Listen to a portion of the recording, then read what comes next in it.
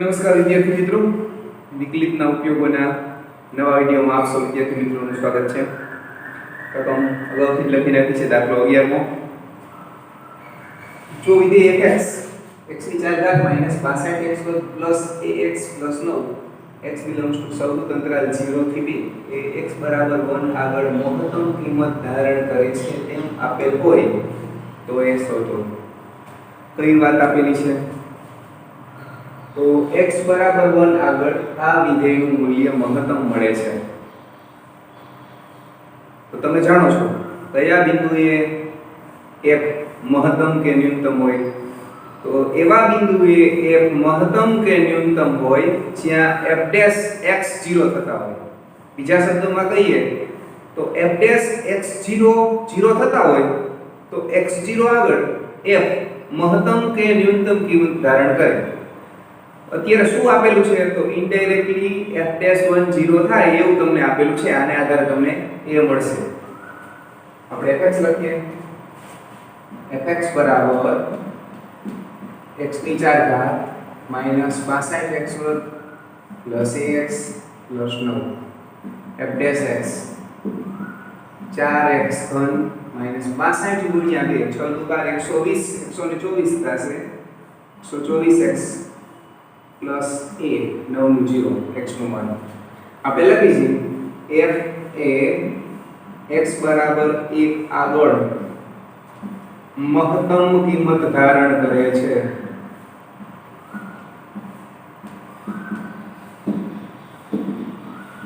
માટે f'1 બરાબર 0. આ જગ્યાએ તમને એમ લખ્યું હોય કે ન્યૂનતમ કિંમત ધારણ કરે છે તો પણ f'1 બરાબર 0 જ લખવાના હોય છે. f'1 એટલે હું લખું છું cos 1 નો ઘન -124 1 4 -124 પ્લસ a ઇક્વલ ટુ 0. અહીંયા -120 થશે અને જે સામે જાય તો તમને a બરાબર 120 મળશે. બીજો દાખલો પણ મેં લખી રહ્યો છે. વિદ્યાર્થી મિત્રો, સ્થાનીય મહત્તમ અને સ્થાનીય ન્યૂનતમ કિંમત મેળવો. તો એની હું તમને વાત યાદ કરાવી દઉં. એવી રીતે જ્યારે લખેલું હોય ત્યારે આપણે fx લખી છીએ, f'(x) લખી છીએ, f'(x) લખી છીએ. એવા x મેળવી છે કે જે x માટે f'(x) 0 થતા હોય. એવા x તમને 1 અથવા 2 અથવા 3 મળે, જે મળે તે. જે x માટે f'(x) 0 થતા હોય એ x માટે f સ્થાનીય મહત્તમ કે સ્થાનીય ન્યૂનતમ હોઈ શકે. સ્થાનીય મહત્તમ છે કે ન્યૂનતમ છે એવું નક્કી કરવા માટે આ x ની કિંમત માટે આપણે f'(x) મેળવી છે. જો f'(x) ધન મળે તો ax માટે f સ્થાનીય ન્યૂનતમ થાય. અને જો f'(x) ઋણ મળે તો એવા x માટે f નું મૂલ્ય સ્થાનીય મહત્તમ થાય. આવું તમે જાણો છો. પણ અત્યારે માત્ર સ્થાનીય મહત્તમ કે ન્યૂનતમ નથી કીધું, અત્યારે માત્ર મહત્તમ કે ન્યૂનતમ મૂલ્ય કીધું છે. તો એવી વખતે આપણે શું કરશું? તો એવી વખતે આપણે fx નું વિકલન f'(x) મેળવશું. f'(x) 0 થાય એવી x ની કિંમતો મેળવશું. એવી x ની કિંમત 1 2 3 જેટલી મળે એટલી એના માટે f નું મૂલ્ય મેળવશું. f0 મેળવશું, f2π મેળવશું. આ બધા મૂલ્યોમાં જે સૌથી મોટું આવે એને આપણે મહત્તમ મૂલ્ય કહીશું. અને આ મૂલ્યમાં જે સૌથી નાનું મૂલ્ય આવે એને આપણે ન્યૂનતમ મૂલ્ય કહીશું. એ રીતે આપણે ગણીશું. fx બરાબર x sin 2x f'(x) is equal to 1 sin નું વિકલન cos ખૂણાનું 2 મહત્તમ કે ન્યૂનતમ કિંમત માટે f'(x) 0 લેતા. સ્થાનીયની વાત નથી એટલે આપણે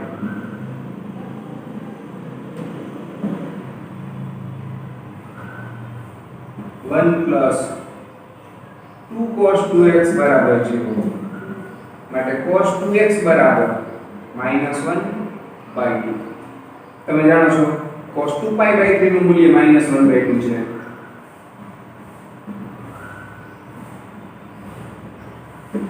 માટે 2x બરાબર 2k π પ્લસ ઓર માઇનસ 2π/3 કોસનો વ્યાપક ઉકેલ તમે બધા જાણો છો માટે x બરાબર 2 વડે ભાગું છું k બિલોંગ્સ ટુ z. હવે આપણો x 0 થી 2π માં છે એટલે આપણે k ના મૂલ્યોની પસંદગી કરીશું. k બિલોંગ્સ ટુ z છે એટલે k ની કિંમતો 1 2 3 -1 -2 -3 આ રીતની હોઈ શકે વિદ્યાર્થી મિત્રો. હવે હું તમને થોડીક 0 -1 -2 એ રીતની સમજાવું છું. સૌપ્રથમ ઋણ સંખ્યા k ઋણ હોય ત્યારની વાત કરીએ. k ઋણ હોય ધારો કે -1 છે તો એવે વખતે x નું મૂલ્ય -π પ્લસ ઓર માઈનસ π/3 મળશે. હવે પ્લસ લઈએ ત્યારે પણ x ઋણ થશે અને જ્યારે -π લેવામાં આવે ત્યારે પણ x ઋણ થશે. હું તમને એમ સમજાવું છું કે આમાં બે કિંમતો રહેલી છે.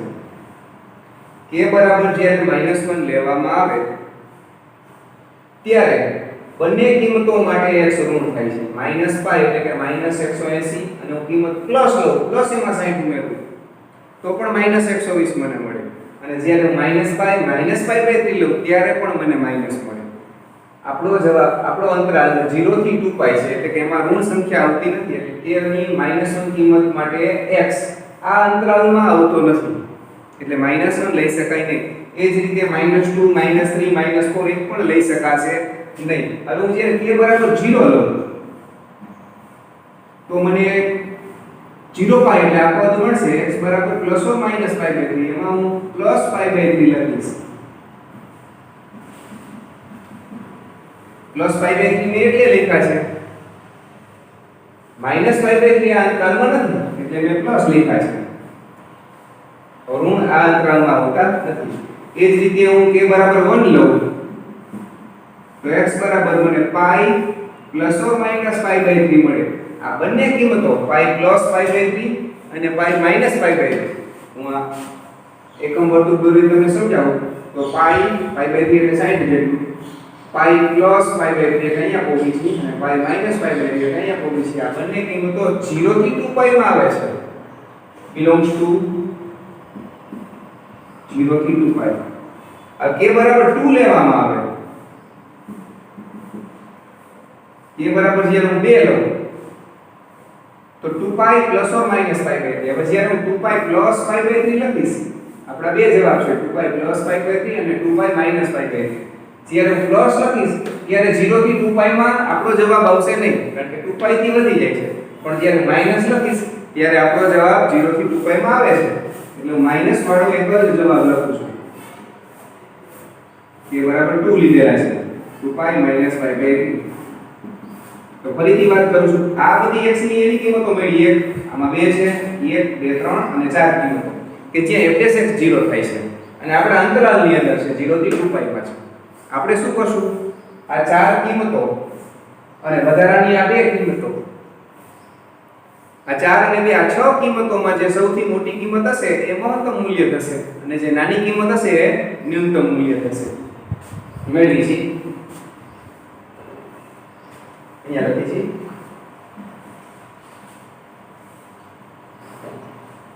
સૌપ્રથમ x બરાબર 0 માટે f0 આપણે લખી છે f0 તો 0 + sin 0 = 0. એ જ રીતે f2π મેળવી છે = 2π પ્લસ હવે sin ના શૂન્યનો ગણ કે π છે એટલે x ની જગ્યાએ 2π મૂકો એટલે sin 4π થાય. તમે જાણો છો sin 4π એટલે 0 થાય = 0 + 2π એટલે 2π મળશે. f x બરાબર π/3 માટે મેળવી છે = π/3 plus sin 2π/3.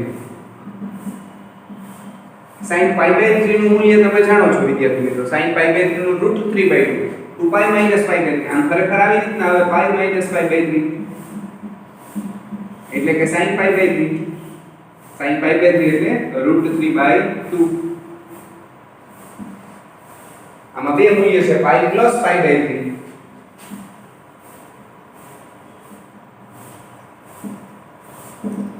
Is equal to pi plus pi by 3 આ x ની જગ્યાએ મેં લખ્યા છે plus sin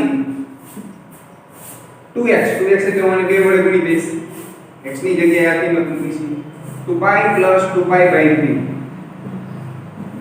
is equal to pi plus pi by 3 plus लसा लઈએ 3 2 6 7 8 पाई बाय 3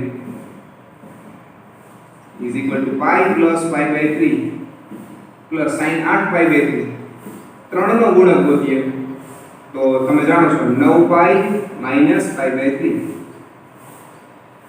9 ને 3 વડે ભાગીએ એટલે 3 પાઈ માઈનસ પાઈ બાય 3 તમે લસા લેશો તો અંતરી 9 9 માંથી 1 પાઈ જાય એટલે 8 પાઈ બાય 3 મળશે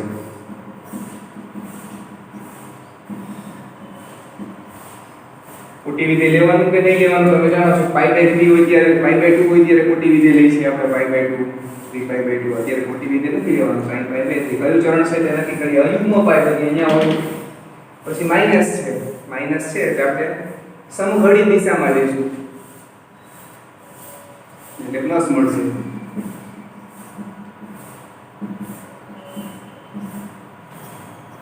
આગળ વાત કરીએ f pi minus pi by 3 plus sin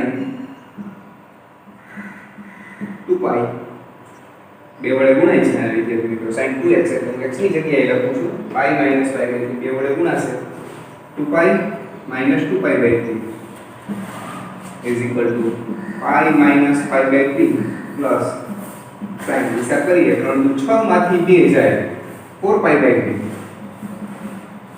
4 pi by 3 એટલે sin pi plus pi by 3 એટલે કે minus sin pi by 3 pi plus pi by 3 તમે જાણો છો पाई प्लस पाई बाय 3 ત્રીજું ચરણ એટલે મેં ઋણ લખેલા છે is equal to pi minus pi by 3 minus √3/2 છેલ્લી કિંમત હું અહીંયા લખું છું f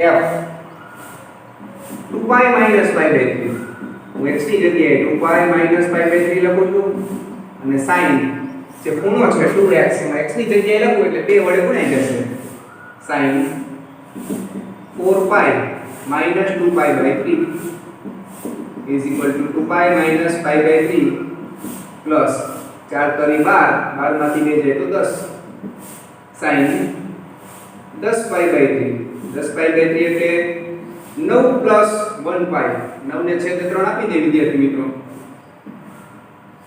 તો 3 પાઈ માઈનસ પાઈ બાય 3 ત્રીજું ચરણ આવશે ત્રીજા ચરણમાં sin ઋણ હોય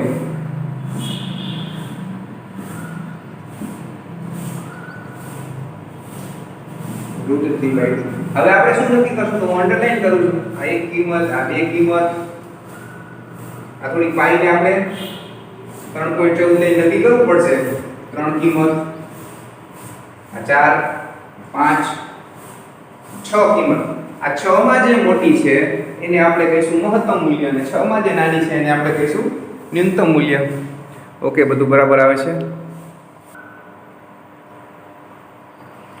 તો વૈશ્વિક મહત્તમ મૂલ્ય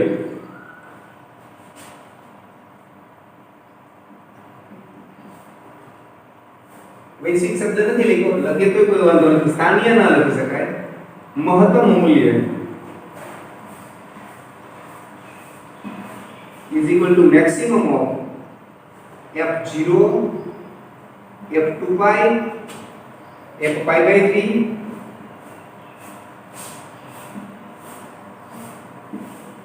f pi plus pi by 3 f pi minus pi by 3 અને છેલ્લે f2 pi minus pi by 3 હવે થોડું કેલ્ક્યુલેટર ની મદદથી હિસાબ કરી લઈએ વિદ્યાર્થી મિત્રો √3/2 0.87 થશે √3/2 કરશું એટલે આનો જવાબ તમને 0 છે એટલે ખબર છે 3.14 ગુણ્યા 2 એટલે 6.28 જેવો અંદાજિત જવાબ કહી શકાય છે. પરફેક્ટ જોઈ તો તમે પાઈ એટલે 22/7 ગુણ્યા 2 લખો તો થોડાક આગળના ડિજિટ તમને મળે. આની કિંમત જોઈ લઈએ આપણે. આ ખબર છે 0, 2 પાઈ એટલે 6.28 ની અંદાજિત કિંમત છે. આ મેં પાઈ 3/2 નું મૂલ્ય લખ્યું છે. પાઈ પ્લસ પાઈ બાય 3 નું મૂલ્ય અહીંયા મળ્યું છે. જરાક જોઈએ પાઈ એટલે 3.14, પાઈ બાય 3 એટલે 3.14 ભાગ્યા 3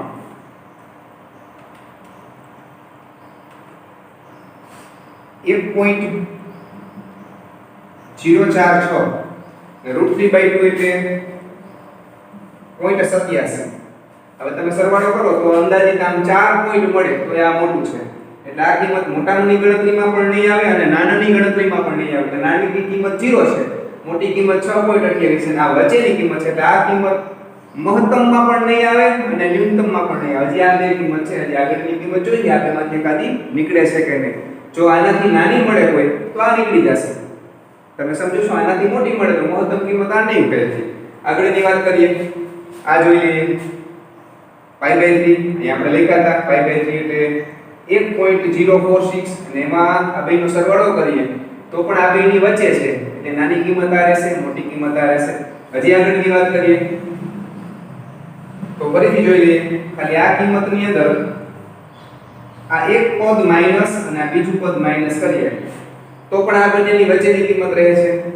આ કિંમત જે પાઈ માઈનસ પાઈ બાય 3 ની છે આ બંનેની વચ્ચેની રહે છે. એટલે નાની કિંમત આ છે, મોટી કિંમત આ છે. એમાં હજી સુધી કોઈ ફેર પડતો નથી. છેલ્લી કિંમત જોઈ લઈએ તો 2 પાઈ એટલે આપણે 6.28. એમાંથી થોડું ઘણું બાદ કરીએ તો પણ એની વચ્ચેની રહે છે. એમાંથી કેટલું બાદ કરવાનું છે? તો એમાંથી 1.046 અને 0.87 બાદ કરીએ તો પણ આ બંનેની વચ્ચેની કિંમત રહે છે. એટલે આપણે મેક્સિમમ f નું મહત્તમ મૂલ્ય આ બધા મૂલ્યો વચ્ચે લખવાના. તમારે કયા કયા 1 2 અંડરલાઈન કરેલી છે, 3 4 5 6 અને એમાં જે સૌથી મોટું છે એ મેં ડાયરેક્ટ લખ્યું છે 2 પાઈ. અને આ જ રીતે ન્યૂનતમ મૂલ્ય આ બધામાં જે સૌથી નાનું છે તે તમે 0 જાતે લખજો. મિનિમમ ઓફ 6 મૂલ્યો f0 f2 પાઈ એ રીતે પછી બધા મૂલ્યો લખીને એમાં નાનું મૂલ્ય 0 છે એવું લખજો. ન્યૂનતમ મૂલ્ય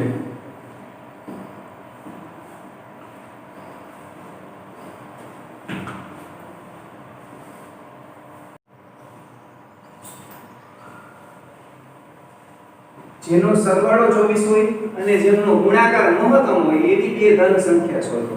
સરવાળો 24 થાય અને ગુણાકાર એનો મેક્સિમમ થાય. આવી બે ધન સંખ્યા મેળવવાની છે. આપણે ધારી છે, ધારો કે તે બે સંખ્યા એક હું x ધારી લઉં એટલે સરવાળો 24 થાય છે. એટલે બીજી ઓટોમેટિક 24 - x હશે. એક 20 હોય તો બીજી 2 હોય, 24 - 20. માટે એક સંખ્યા x અને બીજી સંખ્યા 24 - x છે. હવે x ધન સંખ્યા લખી છે એટલે આપણે લખી નાખીએ x > 0. તો x નું મૂલ્ય 0 નહીં હોય, 0 થી મોટું હશે, 0 થી નાનું નહીં હોય, ધન કીધું છે. તો x 24 પણ નહીં જવાબ આવી શકે. 24 કેમ નહીં આવી શકે? એક સંખ્યા 24 થાય તો બીજી 0 થાય. તમે સમજો છો, x ધન છે એટલે 1 2 3 4 0 થી મોટો હોઈ શકે. એટલે 24 જવાબ પણ શક્ય નથી. 24 એટલે શક્ય નથી. ફરીથી એકવાર કે 24 હોય તો બીજી 0 થાય છે. આગળ વાત કરીએ, બંને સંખ્યાનો ગુણાકાર.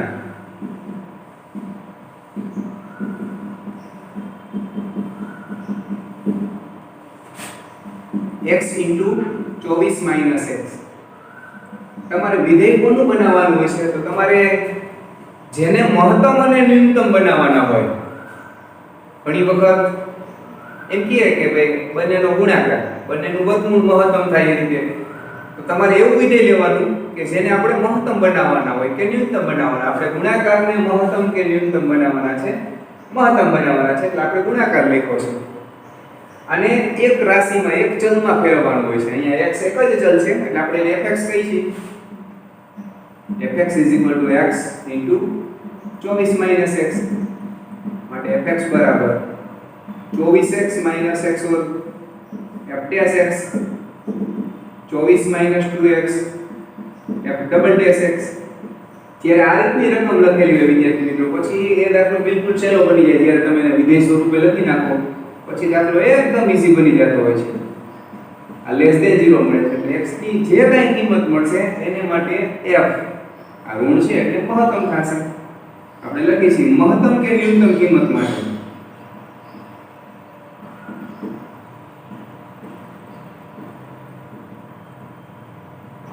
f dash x બરાબર 0.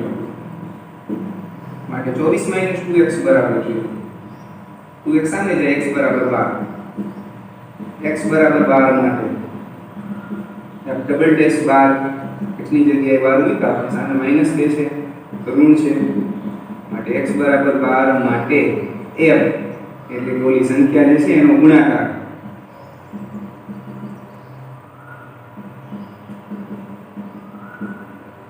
ઋણ મળ્યા એટલે મહત્તમ થાય છે, માટે માંગેલી સંખ્યા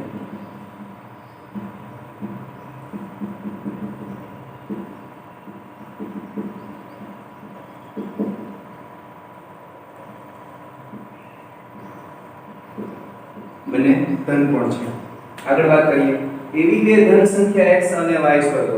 જો આમાં સરવાળો 24, આમાં સરવાળો 60, એટલો જ ફરક છે. આપણે લખી છીએ x તથા y માટે x + y બરાબર 60. હું x ને y માં ફેરવું છું, y બરાબર 60 - x, x બરાબર 60 - y. લખી છીએ આપણે x y ઘન = 60 - y y ઘન. હવે આ y નું વિધેય છે એટલે fy તરીકે લઈ છીએ, fy = 60 - y ઘન લેતા કૌંસ છોડીએ, 60 y ઘન માઈનસ y ની 4 ઘાત f ડેશ y લખીએ. તમે જાણો છો 3 આગળ 6 કરી 18 180 y² અને 4 y ઘન f ડબલ ડેશ y લખીએ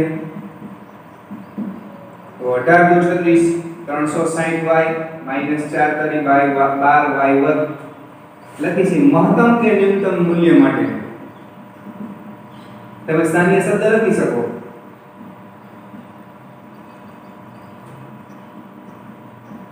f ડેશ y બરાબર 0 એટલે આપણે લખશું 180y² માઈનસ 4y ઘન = 0. y² common 180 - 4y =